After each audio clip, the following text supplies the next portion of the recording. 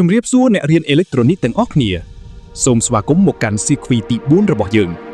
ឥឡូវនេះអ្នកបានយល់ពីមូលដ្ឋានគ្រឹះនៃការភ្ជាប់ LED និង resistance ហើយដល់ពេលដែលយើងត្រូវបន្ថែមគ្រឿងបរិក្ខារថ្មីមួយទៀតដែលនឹងធ្វើឲ្យ sequence របស់អ្នកមានលក្ខណៈអន្តរកម្មថ្ងៃនេះយើងនឹងគ្រប់គ្រងភ្លើង LED ដោយប្រើប៊ូតុងចុច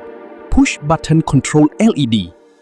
sequence នេះនឹងណែនាំអ្នកពីរបៀបប្រើប្រាស់ប៊ូតុងចុចជាកុងតាក់អេឡិចត្រូនិកដើម្បីបើកបិទអំពូល LED របស់អ្នកដោយដៃផ្ទាល់ manual អ្នកនឹងរៀនពីរបៀបដែលប៊ូតុងមួយអាចបិទឬបើកផ្លូវសម្រាប់ចរន្តអគ្គិសនីហូរដែលជាគោលការណ៍មូលដ្ឋានដ៏សំខាន់សម្រាប់ការគ្រប់គ្រងឧបករណ៍អេឡិចត្រូនិកជាច្រើន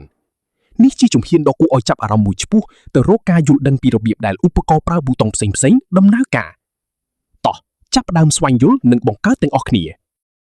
អ្នកអាចចូលទៅមើលមេរៀនអនុវត្តនេះបាននៅទំព័រមុខទេសគម្រោងក្នុងគេហទំព័របាត់ដំបងបច្ចេកវិទ្យាអេឡិចត្រូនិកតាមរយៈ